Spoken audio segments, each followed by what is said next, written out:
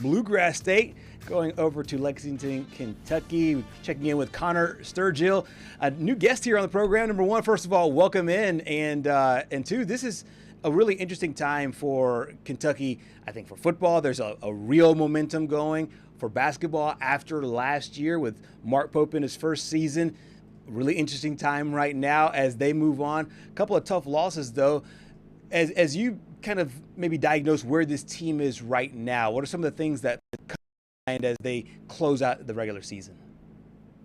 Well, thanks for having me on the show, guys. And I mean, I think the best way to describe it is a roller coaster. Yeah. They had that Vandy loss, which was tough. But I mean, up until the Florida game, they had won 8 out of 9, obviously outside that Vandy game. And then even the Florida game, I mean, I don't know how well you all know UK fans, but one loss, the sky is falling no matter what happens. They could be undefeated. If they lost one game, it's over. Everything is done, not winning anything. But I mean, even after the Florida game was probably the first one I've seen where Kentucky fans were like, you know what, we lost, we wanted to win, but we're not upset about it, because they showed, obviously, they cut it to 4. Obviously, the final score wasn't that, but they missed a lot of layups. It was 15 layups. They missed 7 free throws. And I mean, if you have those numbers, obviously don't know what Florida would have done, but Kentucky might have won that game, if you have all those misses. Right. So, it was riding high, like we lost, but riding high. And then the Georgia game happens, which I believe is a quad 2 loss, which obviously is not great for the resume. But I mean, it's just been a roller coaster, because you have these blowout losses to Gonzaga, a game that I went to, Michigan State,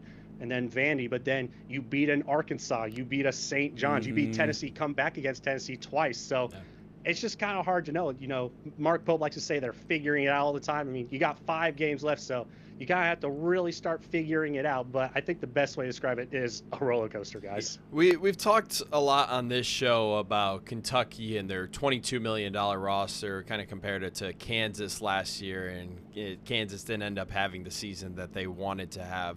Otega-Oweh played a lot of minutes in this game against Georgia. Do you feel like Mark Pope might be mismanaging some of these games? Because it seems like there's growing tension with the fan base and Mark Pope.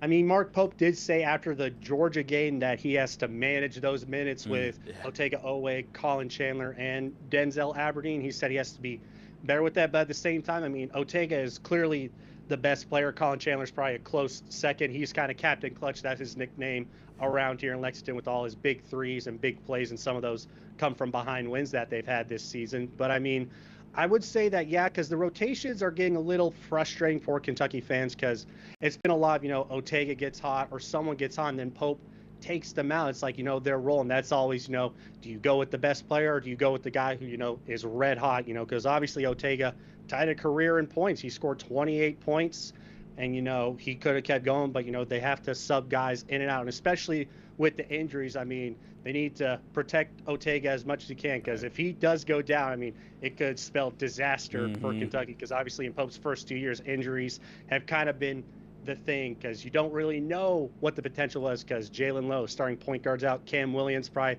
their best defender, honestly, is out. And then obviously the future lottery pick, Jaden Quaintance, has only played 4 games this year. So it's a lot of what ifs right now. But I would agree that the minutes management has kind of been a thorn in the side, both of Pope and Kentucky fans. Yeah, absolutely right. And I think you queued this one up perfectly. Let's hear from Mark Pope about how he wants to manage those rotations in the final 20 minutes. Well, we don't have that many players, first of all. And so, we got to find a way to get our guys' minutes down. I probably can't have Otega at 38 and DA at 36. It just, because our actually performance suffers as those guys get fatigued. In fact, really what we saw in the first half, we kind of had the game in hand. We've been really diligent in transition defense. Georgia's the fastest attacking team in our league, and then we fell apart. We had some poor offensive possessions where we bailed on our transition defensive assignments. I mean, it's just as simple as that. And you cannot take plays off in this league. You can't get distracted, especially when it's the number one thing on the board that we have to accomplish, which is consistently every single possession being in transition defense. And it was some of our, so it was and we just allowed ourselves to get distracted. We actually started the game well. We were functioning well, and then we just let Georgia get into a flow in transition, which is what they do. And we never really fully recovered in the second half. We had some half-court miscues and some transition defensive miscues, some that were generated by poor offensive decisions at the rim.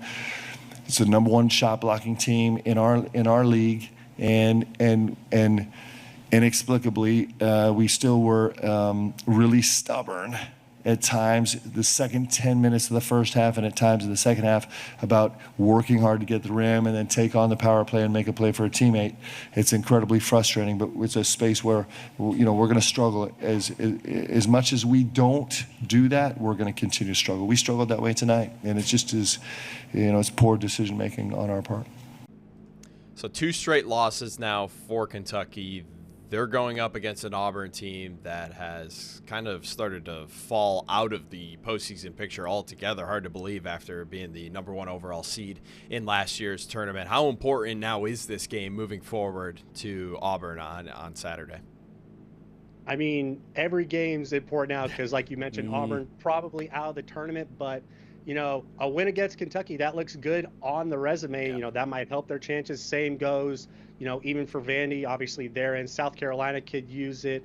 Florida, I mean, they're a lock no matter what. And Texas A&M. So, I mean, these last 5 games, you could argue 2 or 3 of them are basically must wins for Kentucky because if they lose, they might drop a seed, maybe fall out of the tournament. But, I mean, vice versa, those teams they're playing, they need to beat Kentucky if they want a chance of getting in the tournament. So, I mean, they need these wins. And then, obviously, playing Vanderbilt and Florida, they need a rematch. Vandy was that big blowout loss. Florida was a, what if we didn't miss all those shots and everything like that. So, I mean, every game is always must win at Kentucky, but I would say this Auburn game, especially since they're sliding and it's on the road, will be big just to kind of, right the ship and show that, kind of the things that played Kentucky in the Florida and Georgia game, aren't, a regular problem. They were just, kind of blips on the radar as we get towards March. Absolutely. For this team, how much will it take to focus in on what they have to do? Because they have some really good matchups, a good Vanderbilt team on the end of the schedule. You obviously host Florida there at the end of the schedule as well. How much will it require Mark Pope to have his guys lock in? Or do you think that these 2 losses will do just that, to have them locking in before they go to the jungle over there in Neville Arena?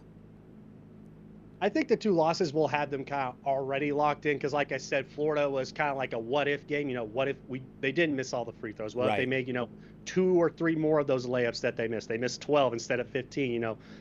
Who knows what happened? And then Georgia, I mean, they had a 8-10 point lead early, and then Georgia kind of got back. Georgia's not a good 3-point shooting team, but they shot lights out, something that Kentucky fans are kind of used to, a bad shooting team or whatever, and all of a sudden they look like they're all Steph Currys out there. They can't miss. It's that Kentucky effect. So, that's right, the Kentucky effect, as many of BBN like to say. But, I mean, they will get up for this game. They know how important it is. They do get up for everything because early in the season there was a question about effort. That is not a question, at all right now. Obviously, it's just, fixing those little things or self-inflicted wounds, as Mark Pope likes to say. Just kind of, correcting those things as we get towards March. But I don't think they'll need, any extra motivation to get up because they know they have to win, not just because it's Kentucky, but because they need their own momentum to kind of help get a better seed in the conference tournament and hopefully in the NCAA tournament.